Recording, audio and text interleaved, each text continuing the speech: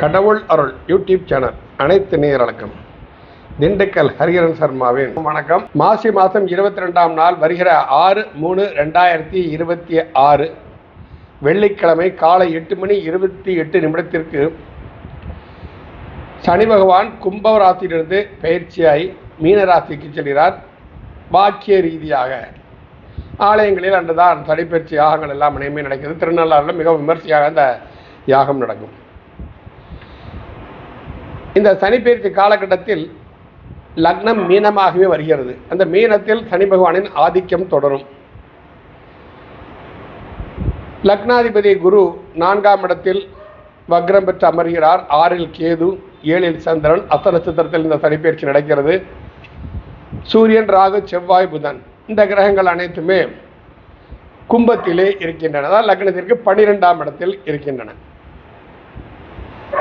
இந்த அமைப்பு லக்னம் சர்ப்பத்திரேகானம் என்னுடைய சில தோஷத்தில் தான் நடக்கிறது.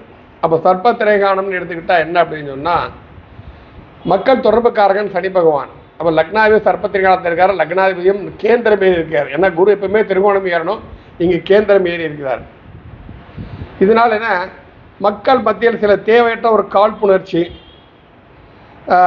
ஒருவித தேவையில்லாத ஒரு ஆர்ப்பாட்டங்கள், சில போராட்டங்கள், ஒரு ஸ்திரத்தன்மையற்ற ஒரு நிலை. மக்களின் மத்தியிலே ஸ்திரத்தன்மை இருக்காது. என்ன செய்யறோன்னே தெரியாது, எதுக்காக செய்யறோன்னு தெரியாது, செய்யணும் அது மாத்திரம்தான் நினைப்பாங்க. இந்த மாதிரி மக்கள் சற்று சிந்திக்கும் சக்தி குறைந்துதான் மக்கள் தன்மை செயல்படும்.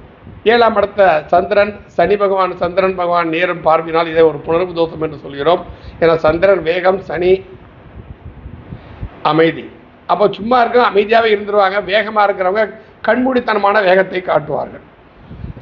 இது போன்ற இந்த அமைப்பு எல்லாம் எந்த அளவு சாதகமாக என்னடா பொதுவான பலன் சொல்லும்போது இது ஒரு சாதகமற்ற சூழ்நிலை என்று தான் நாம் சொல்ல வேண்டும்.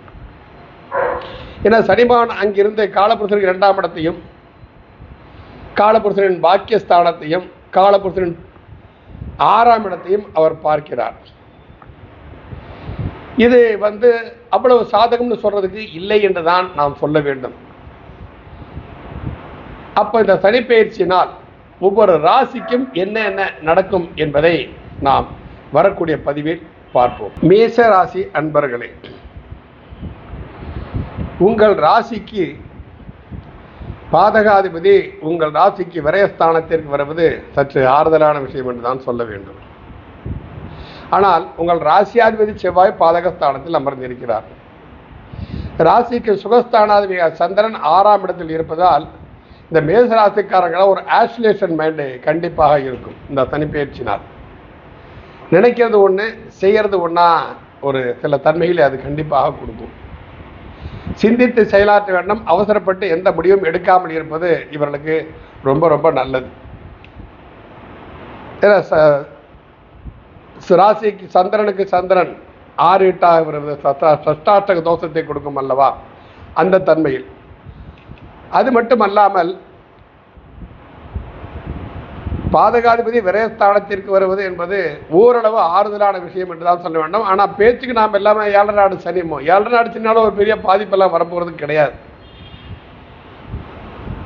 ஆனால் உங்கள் ராசிக்கு பாதகஸ்தானத்தை 1/6/2026 வரைக்கும் குரு பகவான் மிதுனத்திலிருந்து அவருடைய பார்வை பரிபூர்ணமாக வெளிகிறது. அங்கே இருக்கக்கூடிய கிரகங்கள்லாம் என்ன, சூரியன், ராகு, செவ்வாய், புதன் இவை அனைத்துமே அங்கு அமர்ந்து கொண்டு இருக்கின்றன.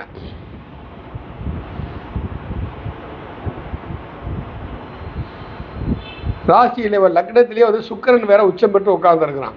2ஆம் அதிபதி 2 7 சுக்கிரன் மீனராசிலே உச்சம் பெற்று உட்காந்துருக்காங்க. விரயஸ்தானத்திலே உட்காந்துருக்காங்க. மாரகாதிபதி விரயஸ்தானத்திலே உச்சமாறுங்கிறது ஒரு வகையில் ஒரு நல்ல விஷயம்தான். நீங்கள் என்ன அப்படின்னா, இந்த காலகட்டங்களில் இந்த சனிப்பெயர்ச்சி, இந்த காலகட்டத்தில் குரு பயிற்சி ஆகக்கூடிய வரைக்கும் 1/6/2026 குரு பயிற்சி 6 வரைக்கும் மேசராசிக்காரர்கள் சற்று அமைதியை கடைபிடிப்பது நல்லது.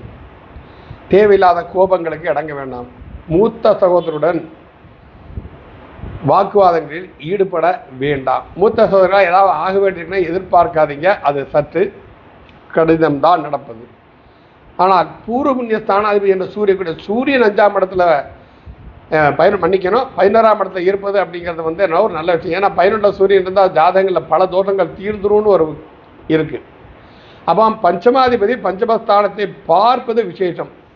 இப்போ குழந்தைகள் கேள்வியில் சிறந்து விளங்குவார்கள், நன்றாக படிப்பார்கள்.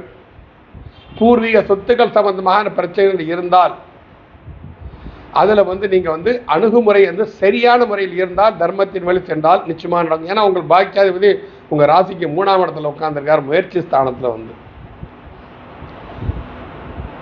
ஏற்கனவே உங்களுக்கு பாக்கியம் முயற்சி ஸ்தானாதிபதி உங்கள் ராசிக்கு முயற்சி ஸ்தானாதிபதி வந்து லாபஸ்தானத்தில் உட்கார்ந்துருக்கார். ஓரளவு எல்லாம் சரியாக நடக்கும். ஆனால் அகலக்கால் மட்டும் தயவு செய்து வைத்து விடாதீர்கள். அகலக்கால் வைத்தீர்கள் என்றால் சில பிரச்சனைகளை கண்டிப்பாக நீங்கள் சில பிரச்சனைகளை சந்திக்க வேண்டி வரும்.